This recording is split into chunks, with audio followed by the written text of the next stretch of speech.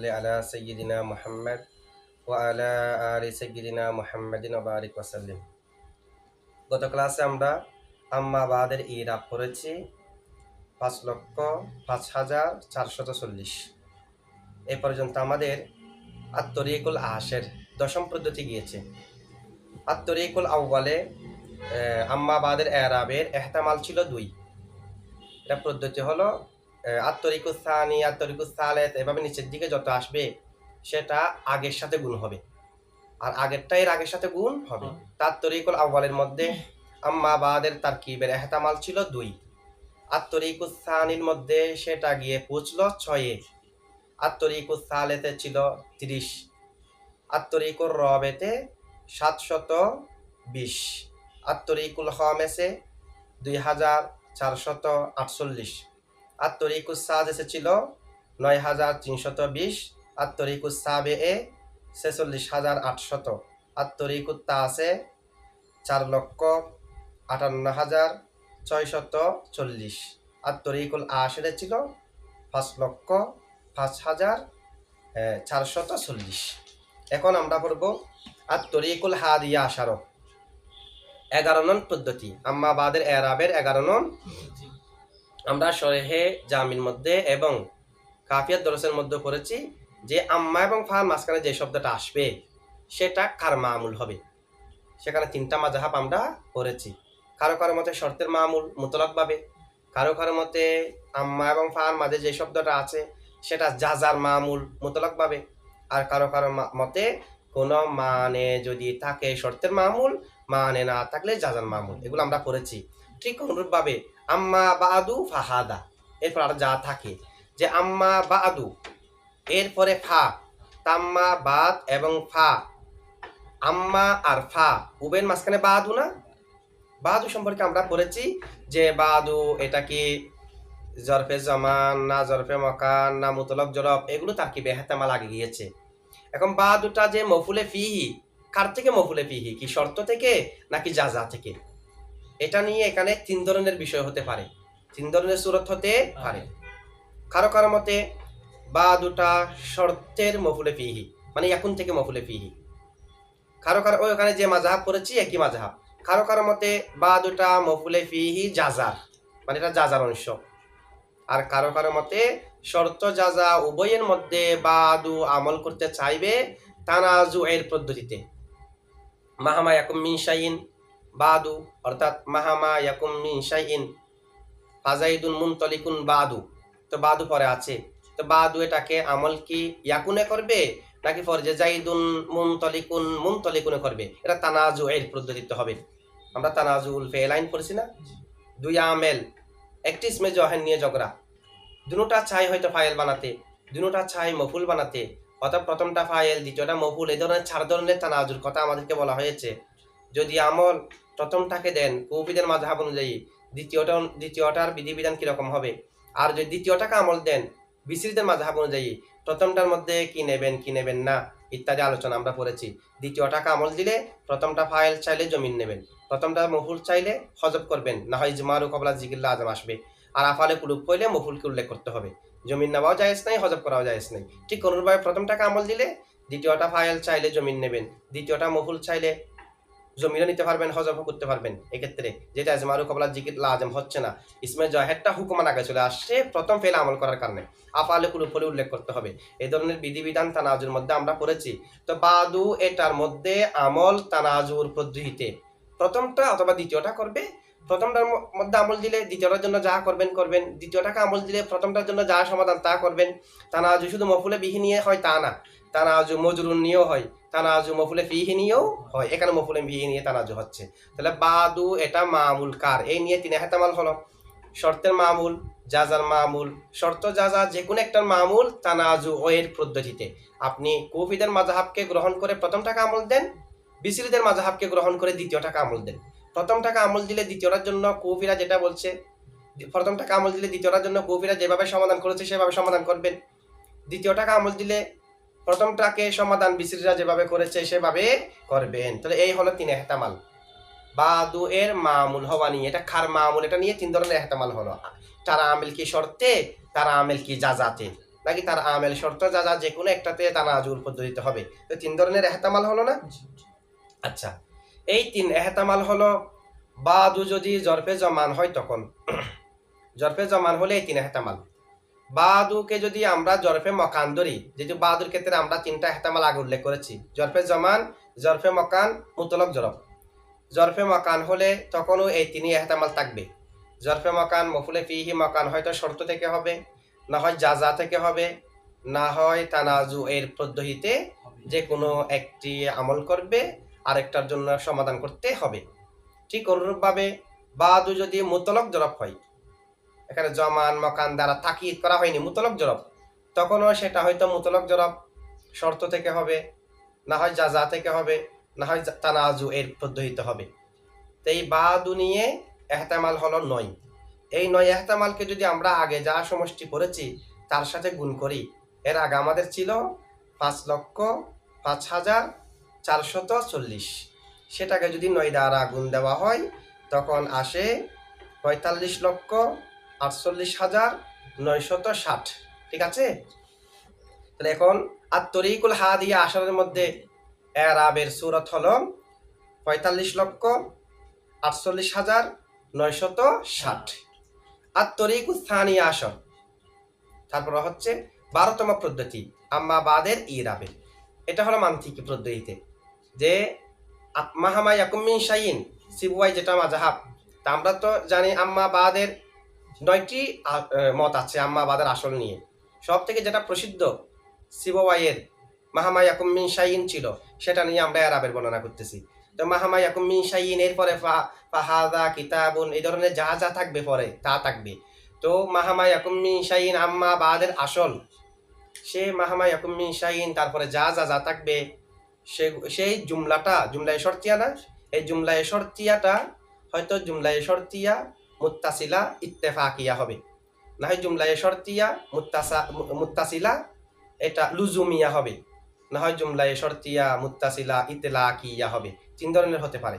জুমলায়ে শর্তিয়া মুত্তাসিলা ইত্তেফাকিয়া মানে যেখানে শর্ত আর জাজা, শর্ত পাওয়া গেলে জাজা পাবে, তবে শর্ত পাওয়া গেলেই জাজা হইতে হবে, এই ধরনের কোনো আলাকা নেই, এই ধরনের কোনো আবশ্যকতা নাই। এরকম যদি হয় এটাকে বলে ইনকানাল হুকুমু বাইনাল মুকাদ্দামি, শর্ত মুকাদ্দাম, বাইনাল মুকাদ্দামি ওয়াত তালি বিদুনিল আলাকাতি, যদি হুকুমটা শর্ত জাজার মাঝে কোনো ধরনের সম্পর্ক ছাড়া হয়, সুম্মিয়াত ইত্তিফাকিয়াতান, এটাকে বলা হয় ইত্তেফাকিয়া, এটাকে বলা ইত্তিফাকিয়া। ইত্তেফাক মানে হঠাৎ হয়ে যাওয়া, এখানে কোনো আগেরটার সাথে পরেরটা কোনো সম্পর্ক নাই। যেমন লাউকানাল ইনসানু নাতিকান, ইনসান যদি নাতেক হয়, কানাল হিমারু নাহিকান, গাদা নাহেক হবে। ইনসানের নাতেক হওয়ার সাথে গাদার নাহেকের কোনো ধরনের ইল্লত মালুল সবাব মুসাব্বাব এই ধরনের কোনো সম্পর্ক নেই। যদি মুকাদ্দাম তালির মাঝে কোনো ধরনের আলাকা থাকা ব্যতীত হুকুমটা হয় শর্ত জাজার মাঝে, তাকে বলা হয় শর্তিয়া মুত্তাসিলা ইত্তেফাকিয়া। তো এখানে হয়তো শর্তিয়া মুত্তাসিলা ইত্তেফাকিয়া হবে, তবে এখানে শর্তিয়া মুত্তাসিলা ইত্তেফাকিয়া হওয়াটা বেশি আজহার। কেমনে আজহার? যেহেতু সালাতু সালাম, হাম, সালাত ইত্যাদির পরে যা বলবে, সালাতু সালাম দিলেই হাম পড়লেই কিতাব লিখতে হবে তা আবশ্যক না। এটা হচ্ছে যে ইত্তেফাকিয়া, ওটার সাথে এটা লাজেম নয়। আমরা অনেক সময় হাম পড়ি, সালাতু সালাম পড়ি, এরপরও কি এরপরে ফার পরে যা যা বলা হচ্ছে সেগুলিকে আবশ্যক হয়? আবশ্যক হয় না। এটা হলো আবহার, যে এটা হবে শর্তিয়া মুত্তাসিলা ইত্তেফাকিয়া। অথবা এই জুমলাটা মাহামা ইয়াকুম মিন শাইইন এর মা বাদ যা যা যা থাকবে সেটা এটা কদিয়ায়ে শর্তিয়া মুত্তাসিলা লুজুমিয়া হবে। লুজুমিয়া মানে যেখানে হুকুমটা আলাকার কারণে হয়, ইল্লত মালুলের কারণে হয়, আবশ্যকতার মাধ্যমে হয়। ইনকানা যালিকাল হুকুমু, যদি ওই হুকুমটা হয় যেটা মুকাদ্দাম তালির মাঝে আছে, শর্ত জাজার মাঝে আছে, এটা যদি হয় লি আলাকাতিন কোনো আলাকার কারণে, বাইনাল মুকাদ্দামি ওয়াত তালি মুকাদ্দাম এবং তালির মাঝে, সুম্মিয়াত লুজুমিয়াতান, তাকে বলা হয় লুজুমিয়া। যেমন ইনকানা শামসু তালিয়াতান, সূর্য যদি উদিত হয়, ফান্নাহারু মওজুদুন, নাহার মওজুদ হবে। তাহলে সূর্য উদিত হলে নাহার মওজুদ হওয়াটা আবশ্যক। সূর্য উদিত হওয়ার সাথে দিন হওয়ার সাথে ইল্লত মালুলের সম্পর্ক। তো সূর্য উদিত হওয়া যেহেতু ইল্লত, ইল্লত পাওয়া গেলে মালুল পাওয়া যাওয়া আবশ্যক না? আবশ্যক, এখানে সম্পর্ক আছে, এটাকে বলা হয় লুজুমিয়া। তো এখানেও লুজুমিয়া আমরা ধরতে পারি। সেটা কিভাবে? মুসান্নেফ যেহেতু কিতাব লেখার আগে হামদ বলেছে, সলাত বলেছে, এরপর বললো আম্মা বাদ। আম্মা বাদের পরে মুসান্নেফ যা করার ইরাদা করেছে সেগুলা এক প্রকার হওয়াটা লাজেম। সালাতু সালামের পরে, হামদের পরে, সালাতু সালামের পরে মুসান্নেফ যা ইরাদা করেছে সেগুলো এক প্রকার হওয়াটা লাজেম, যদি কোনো ধরনের মানে না আসে মাঝখানে। যদি এটা সংগঠিত হওয়ার যা যা স্বভাব সব যদি মুসান্নেফের মজুদ থাকে, কোনো ধরনের মানে যদি মাঝখানে না আসে, এক প্রকার হওয়াটা লাজেম না?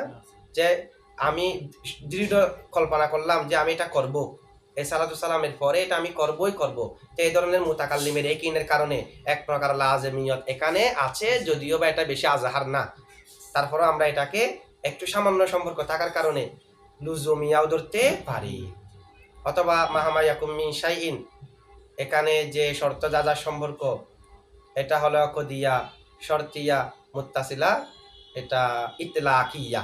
ইতলাকিয়া মানে মুকাদ্দম তালির মাঝে কি ধরনের সম্পর্ক আছে সেখান থেকে কত এ নজর দৃষ্টি ফিরিয়ে রেখে শুধুমাত্র শর্ত আর জাজার দিকে দেখলাম যে এটা শর্ত, এটা জাজা, জাজা শর্তের উপর মৌকুফ।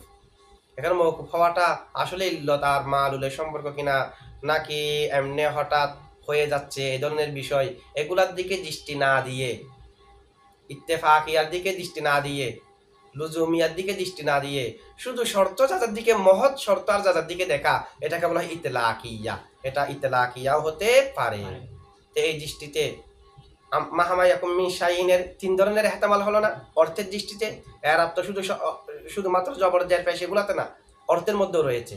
তাহলে এখন এই দৃষ্টিতে অর্থের আলোকে আগে আমরা যা পড়েছি সেটাকে তিন দ্বারা গুণ দিতে হবে, যেহেতু এখানে তিন ধরনের ইহতিমাল হলো। আগে আমরা পড়েছি ৪৫,৪৮,৯৬০, সেটাকে যদি ৩ দ্বারা গুণ দেওয়া হয় তখন আসে ১,৩৬,৪৬,৮৮০। ঠিক আছে? এরপরে দেখেন আত-তরিকুস সালিসা আশারা, ১৩তম পদ্ধতি। ১৩তম পদ্ধতির মধ্যে আমরা আম্মা বাদের আসল নিয়ে আলোচনা করব। এই যে আম্মা বাদের আসল তো বলেছি মাহামা ইয়াকুম মিন শাইইন, তো মাহামাটা কোন পদ্ধতির মাহামা? মাহামা এটা মূলত কি ছিল, এটা নিয়ে আমরা আগেও একটু আলোচনা করেছি যে মাহামার আসল নিয়ে ৪টা কৌল আছে। মাহামার আসল নিয়ে ৪টা কৌল আছে।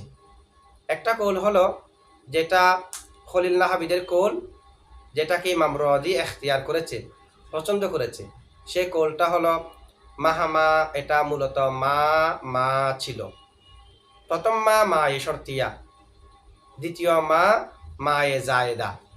যেহেতু ইসমে শর্তের পরে মা জায়েদা হওয়াটা কি আসি, যেমন মাতা মা, আইনা মা, এভাবে আসে না? আইনা মা, মাতা মা। তো এইভাবে মা ইসমে শর্তের পরে যেহেতু মা জায়েদা হওয়া কি আসি, মা ইসমে শর্ত, তারপর আরেকটা মা জায়েদা হয়েছে, মা হয়েছে। তাকারার মাকুরু হওয়ার কারণে যে মা এই ধরনের বলতে একটা খারাপ দেখা যাচ্ছে, শুনতে খারাপ শোনা যাচ্ছে, সে কারণে প্রথম মিমের পরে যেটা আলিফ আছে তাকে হা দ্বারা পরিবর্তন করা হলো, এখন হলো মাহমা। এই মাযহাবটা হলো খলিল নাহাবিদের, এটাকে ইখতিয়ার করেছে ইমাম রদি, যেহেতু এটা তার অন্যান্য আখওয়াতের সাথে মিল আছে। ইসমে শর্ত অন্যান্যগুলোর পরেও তো মা আসে, মাতা মা, আইনা মা, এভাবে তো আসে। ইমাম আখফশ এবং ইমাম জাজ্জাস নাহাবিদের মতে মাহমা এটা মূলত মাহ আর মা এর মুরাক্কাব। মাহ হলো ইসমে ফেল, বমানা কুফা, উকফুফ, কুফা, এভাবে। আর মা হলো মায়ে শর্তিয়া। তাহলে মাহ ইসমে ফেল আর মায়ে শর্তিয়া, এই দুটোটার মাধ্যমে মুরাক্কাব হয়েছে, মাহমা হয়েছে। আমরা আত-তরিকুল খামেসে তারকিবের না, আল ফসলুল খামেসের মধ্যে এই তারকিবে আলোচনার আগে সেখানে আমরা আলোচনা করেছি যে মাহামার আসল কি।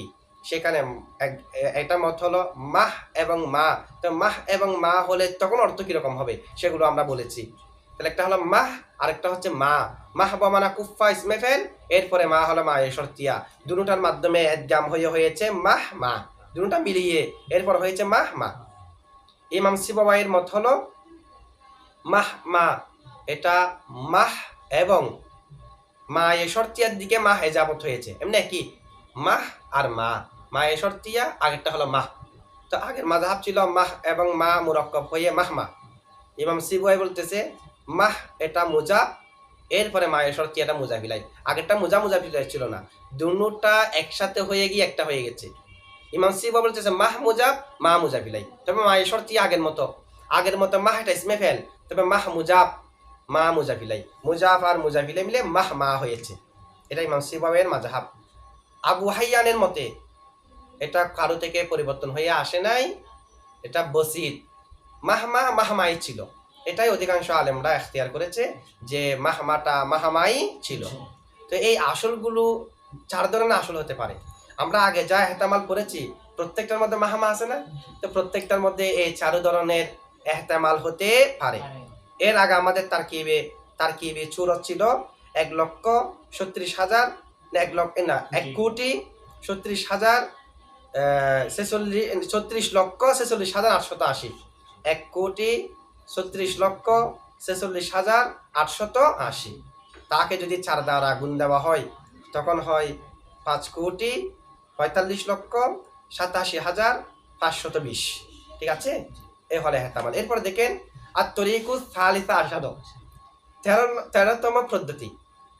13তম পদ্ধতির মধ্যে আমরা ইমাম সিবাওয়াই বলেছে যে এটা রবে আসর। এখন দেখেন 14তম পদ্ধতির মধ্যে ইমাম সিবাওয়াই এবং সিবাওয়াইয়ের মত আমরা যেটা উল্লেখ করেছি যে এটা মূলত মাহামা ইয়াকুম মিন শাইইন ছিল, যেমন আম্মা জাইদুন ফা মুনতালিকুন, এটা ছিল মাহামা ইয়াকুম মিন শাইইন ফা জাইদুন মুনতালিকুন, এই ধরনের ছিল না। তো আম্মা আর ফা উভয়ের মাঝখানে যে শব্দ থাকে আর আম্মা বাদু এই ধরনের যা যা আছে এগুলাকে যেহেতু ইমাম সিবাওয়াই মাহামা ইয়াকুম মিন শাইইন এটাকে আসল বলেছে আম্মা বাদু এর, সেই কারণে অনেকে ধারণা করেছে যে আম্মার জবাবে যেমনি ভাবে ফানা ওয়াজিব তেমনি ভাবে মাহমার জবাবেও ফানা ওয়াজিব। যেহেতু আম্মার জায়গায় হলো মাহমা, তাহলে আম্মার জবাবে যেমনি ভাবে ফানা ওয়াজিব, মাহমা ইয়াকুম মিন শাইইন বাদু ফাহাদা কিতাবুন এখানেও ফানা ওয়াজিব। যেমনি ভাবে আম্মা জাইদুন ফামুনতালিকুন ফানা ওয়াজিব, ইমাম সিবাওয়াই সহ যেহেতু অন্যান্য আরো অনেক নাহবিদরা আম্মা বাদু এর আসল বলেছে মাহামা ইয়াকুম মিন শাইইন, তা আম্মার জবাবে যেমনি ভাবে ফানা ওয়াজিব, মাহামা হলে মাহামার জবাবেও ফানা ওয়াজিব। অনেকে ধারণা করেছে মাহামা এমনি আমরা জানি, অনেক সময় আমরা তারকিবের মধ্যে বর্ণনা করেছি মাহামা হলো মফুলে ফিহি, মাহামা শর্তের জন্য অথবা শর্তের জন্য নয়, অনেক ধরনের আলোচনা আমরা তারকিবের মধ্যে করেছি। মাহামাটা মফুলে মুতলক, মাহামা মফুলে বিহি, মাহামা উজ্জ ফেল থেকে মফুলে বিহি, মাহামা ইয়াকুন পরে যেটা আছে তার থেকে খবরে ইয়াকুন, এই ধরনের অনেক ধরনের ইয়া করেছি না। শর্তের জন্য ধরেছি, শর্তবিহীনও ধরেছি। মাহামা যখন শর্তের জন্য তখন তার জবাবে ফানা ওয়াজিব অনেকের মতে, আর আম্মা শর্তের অর্থ দিক কিংবা না দিক ফানা ওয়াজিব। তা আম্মার মধ্যে যেমন ফানা ওয়াজিব, মাহামাতে শর্তের অর্থ দিলে ফানা ওয়াজিব বলেছে অনেক নাহাবিদরা। তবে এ কথা সঠিক নয়। আল্লামা রদি মাহামা এবং আম্মার মাঝে পার্থক্য বর্ণনা করতে গিয়ে বলেন আম্মার জবাবে ফানা ওয়াজিব, মাহামাতে ফানা ওয়াজিব না। আম্মার জবাবে ফানা ওয়াজিব আর মাহামার জবাবে ফানা ওয়াজিব নয়। তার মানে মাহামার মধ্যে আপনি চাইলে ফা আনতেও পারবেন, ফা নাও আনতে পারবেন। তো এখানে 2 ধরনের সূরত হলো না। যত সূরত আমরা আগে পড়েছি সেগুলাতে ফা সহ বলবেন অথবা ফা বিহীন বলবেন। তা আগে আমাদের সূরত ছিল 5,45,87,520। এটাকে যদি 2 দ্বারা গুণ দেওয়া হয় তখন হয় 10,91,45,45,540। ঠিক আছে, এর আগে ছিল যে 5,45,87,520, তাকে যদি 2 দ্বারা গুণ দেওয়া হয়, আগে যেটা সমষ্টি ছিল তাকে যদি 2 দ্বারা, তখন হয় 10,71,75,540। এই হলো আম্মাবাদের এরাবের দিক। আমরা এখানে আম্মাবাদের এরাবের দিক উল্লেখ করেছি। আরো অনেক ধরনের এহতেমাল হতে পারে। এটার মাধ্যমে আমাদের অন্তত এটা জানা গেল যে এত ধরনের তারকিব কিভাবে করা হয়। এটা কেন চাইলে আমরা আরো বাড়াতেও পারি। আবার আমাদের হিসাবের মধ্যে কতগুলো যে একেবারে তীব্র দইব আছে, দইব তারকিবের মধ্যে, সেটাতেও কোনো সন্দেহ নাই। আর এটা হলো আম্মা বাদের একটি আসলের তারকিব। আম্মা বাদের আসল নিয়ে মোট 9টি কৌল আছে। ঠিক আছে।